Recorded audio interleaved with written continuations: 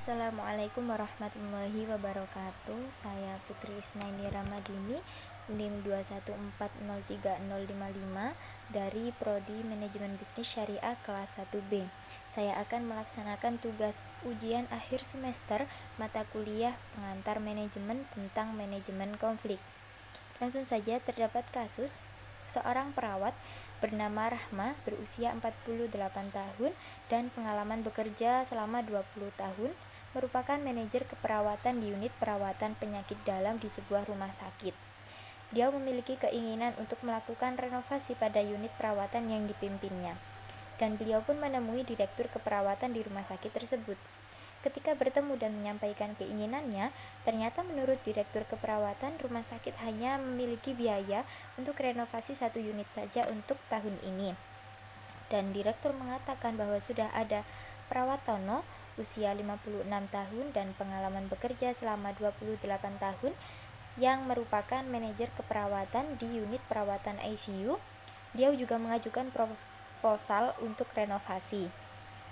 Direktur menyarankan mereka berdua untuk bertemu satu sama lain untuk membahas masalah yang terjadi, agar mendapat keputusan yang tepat.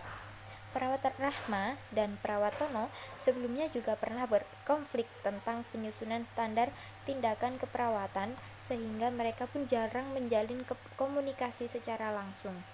Akhirnya perawat Rahma pun merasa terpaksa untuk menemui perawat Tono, dan dalam pertemuan tersebut terjadi perbedaan pendapat antara keduanya, di mana kedua belah pihak beranggapan bahwa renovasi di unit perawatan mereka lebih penting daripada renovasi di unit perawatan lainnya. Tahapan penyelesaian untuk konflik tersebut yang pertama yakni peran interpersonal. Direktur harus bisa menjalankan fungsinya sebagai seorang pemimpin, di mana direktur harus bisa mengajak perawat Rahma dan perawat Tono untuk duduk bersama dalam menyelesaikan konflik, serta menjadi fasilitator antara kedua manajer keperawatan tersebut dalam menyelesaikan konflik tersebut. Yang kedua yakni peran informasional. Direktur harus melakukan pengamatan dan pemeriksaan langsung ke ruangan penyakit dalam dan ruangan ICU untuk mendapatkan informasi yang valid, yakni melihat ruangan mana yang lebih prioritas untuk dilakukan renovasi. Yang ketiga, peran pembuat keputusan. Direktur harus memilih ruangan mana yang akan direnovasi terlebih dahulu agar tidak salah dalam mendistribusikan sumber dana yang ada. Kemudian analisa strategi penyelesaian konflik. Terdapat diagnosis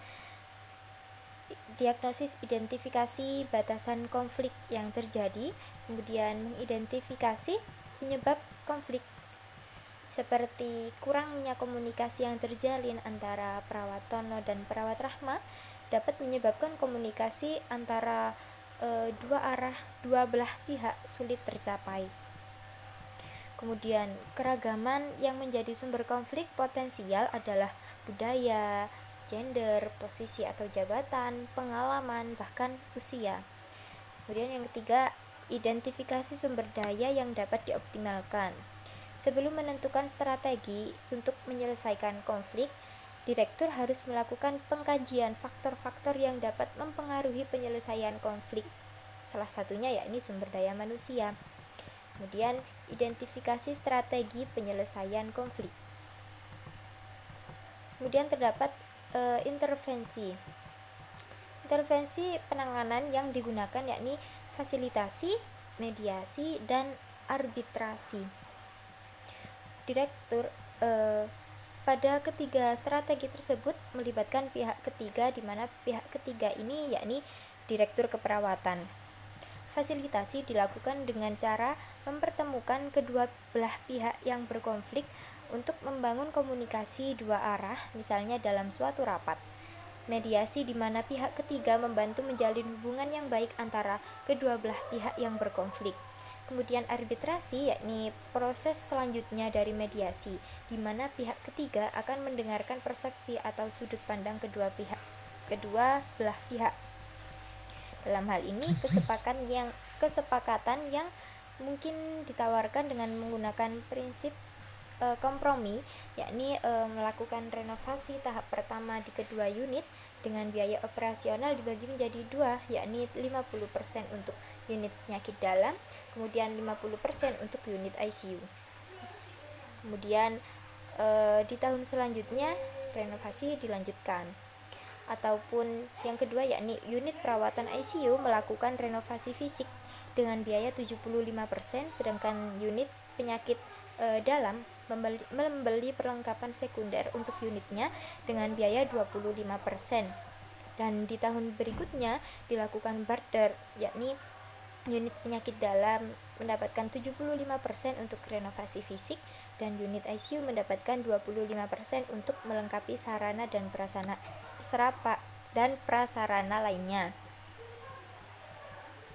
Nah, yang terakhir yakni evaluasi. Terdapat evaluasi proses dan evaluasi hasil. Membandingkan hasil yang didapatkan dengan indikator yang telah direncanakan dalam intervensi. Hal yang perlu dievaluasi yakni apakah hasil manajemen konflik tersebut mengarah pada proses yang konstruktif atau destruktif.